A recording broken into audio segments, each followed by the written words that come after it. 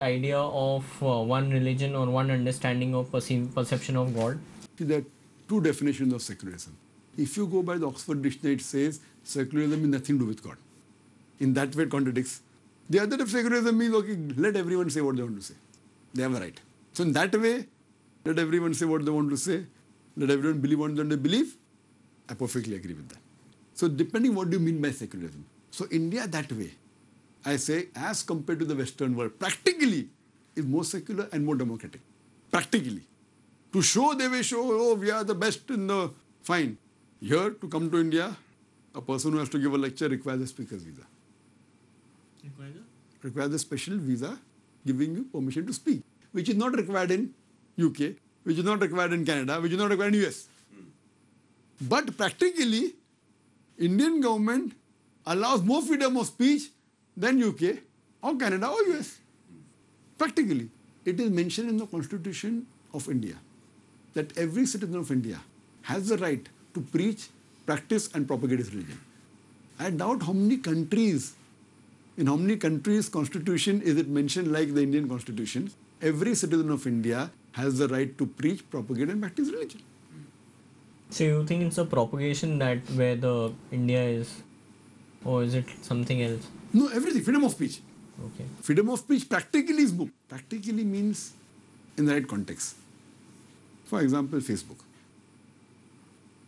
You know the new controversy, you might have heard of that. That Facebook, some person went on the Facebook, had a new page. Let's draw Prophet Muhammad, peace be upon him. Peace be upon him, wasn't they have to say that. And everyone started sketching Muhammad Sallallahu Alaihi Wasallam, maligning him in different ways, obscene sketches. The Muslims were quite irritated. What is this? There was a big protest in Pakistan. So, okay, fine. If you access from Pakistan, that page will be banned, will be blocked. One of the persons from Bombay, what he did, he started a new page on Hitler. Without insulting him, without praising him. Let's draw Hitler. Within 24 to 48 hours, he got a warning from the people who manage Facebook. This is against our rules and regulation, and they scrap the page. That means speaking against Hitler is against the rules and regulations. Speaking against Prophet Muhammad is in the rules and regulation. What are the double standards? And it is on record. I have the proof also. So if they say we don't mind anything on the Facebook, fine, at least we can accept it. Here, that means they say maligning against Islam is permitted. Maligning Hitler, who's known to be the biggest terrorist in human history, which is on record that he has incinerated 6 million Jews. Not even maligning him, the same, right? Let's draw a photograph. So why these double standards? Who is this person who created this page in Bombay? It's a person, I think is Mohsin. The proof is there, but now it's not there on the Facebook. Would your office be having his number or something? I don't know his full name. I think it is Mohsin. Okay. So he met me and he gave me the proof. His name is Mohsin something. He gave me the proof. This is the proof there, this is this. And hardly 2-3 people came on the page. Okay. But within 24 or 48 hours, I think less than 24, maximum 48 hours. Because there are people controlling. And they have rules and regulations. It's not freedom of Yes. Rules and regulations only to prevent Muslims. You know, to propagate. So what we realize that these double standards, if you want to call a spade, call a spade. But don't you think such double standards exist in India too? But you don't think so? But to a much less extent. Therefore, I said better than the Western countries. Practically. Double standards exist throughout the world. But I said better than the Western countries because at least they say openly, fine, that a speaker requires a visa. They're not saying that, but they're putting exclusion ban on what? On a person who promotes peace. So they don't want that Muslims should live peacefully. And the world knows that I have unequivocally condemned killing innocent people many times in my talks. I have condemned unequivocally the act of 9/11, where a few thousand people were killed in New York, more than 50 people killed in the London train blast, in the tube, in 77, whether it be the Bombay bomb blast on 11th of July, where about 200 people were killed. I have condemned several times. But because I'm condemning thousands of people killed in Iraq, Afghanistan, they want to stop me. That means they want to stop a person who's preventing the killing of innocent human being in the other part. How has Indian governments reacted to your speeches generally? As far as the government is concerned, They're not. there never has been a problem a single time. never a single time has the Indian government, and I really appreciate them, that we are one of the largest conferences here. But naturally, we follow all the rules. We follow all the But do rules. you expect the Indian government, external affairs, to take it up with the UK Yes, government? hopefully. Have you returned to them? Yes, we have written to them yesterday. We sent a fax. We wrote to the Prime Minister. We wrote to the Home Minister. And we also wrote a letter to the Minister of External Affairs, SM Krishna, Mr. SM Krishna. And we are very positive because not only other Muslims, many non-Muslims also have called them. And said, we know this man. We can vouch for his speech. And we think, hopefully, inshallah, the Indian government also should write, because finally I'm an Indian. And I'm proud to be an Indian. As I'm proud to be a Muslim, I'm also proud to be an Indian. I'm an Indian and a Muslim. If they say in the exclusion, we don't want a Muslim to enter the country, fine, at least be frank. But they say we don't want a person who promotes terrorism, who hates women to enter the country.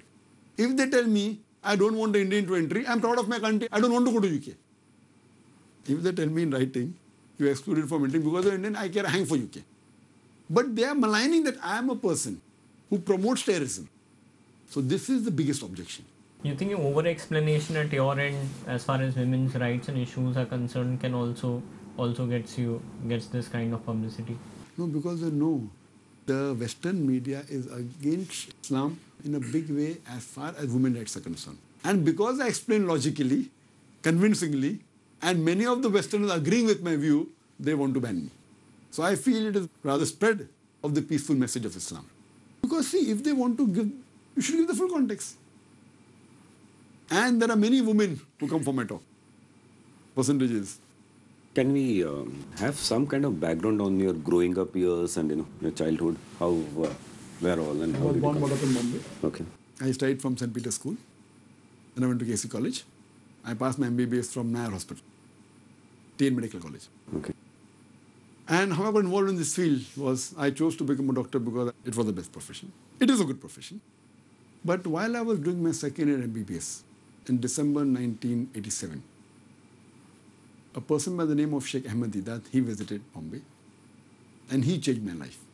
He expired recently in the year 2005, August. He was called as the Muslim scholar of the Christian Bible, trying to remove the misconception and trying to get many of the Christians about Islam. When I met him, I was inspired by him. And then I realized that when I have to treat the patient or cure the disease, I have to get happiness. But when I cured the soul, I got multiple times more happiness. That's the time I changed from a doctor of a body to a doctor of a soul. My father is a medical doctor, he's a psychiatrist. My brother is also a medical doctor. We have a very flourishing business, but I told my parents, that's fine. I would like to spend my time, for the cause of spread of the message of peace. I said, first I want 2 hours a day. They said, no problem. Then after some time I said, I want 50%. They said, no problem. Then I said, okay, I'll do 2 hours medical practice, balance spreading the message of peace. No problem. Then I said, I want to go full time only spreading message of peace. They said, no problem. So in this way, I got involved more. And during childhood, I used to stammer. I needed to stammer. But while speaking the message of truth, I realized that my stammering wasn't there. So it's mainly the help of Almighty God. So in this way, I started giving talks to few hundred people. Then the audience became few thousand. Now it has become 10,000, now 100,000. And on the channel, on the satellite channel, there are about more than 150 million viewers who watch me on the satellite channel, on different satellite channels throughout the world. And your channel continues even in UK and Canada? Or have they kind of tried to block it? Again, my channel, if you say, yes, I'm the brand ambassador of Peace TV, like how Shah Rukh Khan is the brand ambassador for Tiger. It's fine. So in that way, yes, the channel is continuing throughout the world. It's uplink from Dubai also and uplink from London. It's covering throughout the world. Peace TV is on about 5 or 6 satellites. 24 hours, right? 24 hours. We have a Peace TV English. And 1 year back, one more channel will launch Peace TV Urdu. What are your other interests? I mean, do you watch FIFA World Cup? Is there any? I was a fan of football Yeah. when I was in school and college. And there was a time I used to watch. Believe me, because of my busy schedule. Now my son watches more. And he's a football fan. He's a better player. I wasn't that good a player. So I think maybe how many years before I watched the final, I don't know. But my son does keep on watching. But amongst all the sports, my most favorite sport is football, soccer. Which of the definitions you subscribe to on secularism, or you think both are obsolete now with the changing world and the ways of life changing? Is it sustainable? The Is it current sustainable? ways, If you tell me secular means something to do without God, not acceptable. no, that's one of the definitions. That's one of the definitions which I feel no, then I'm against secular.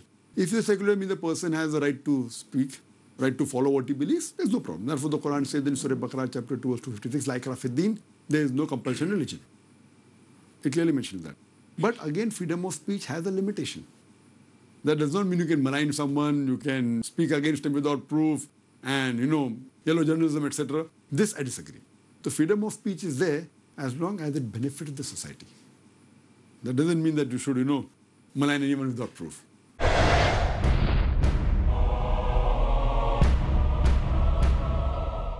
Dr. Zakir Naik conferred King Faisal Award for service to Islam for the year 2015.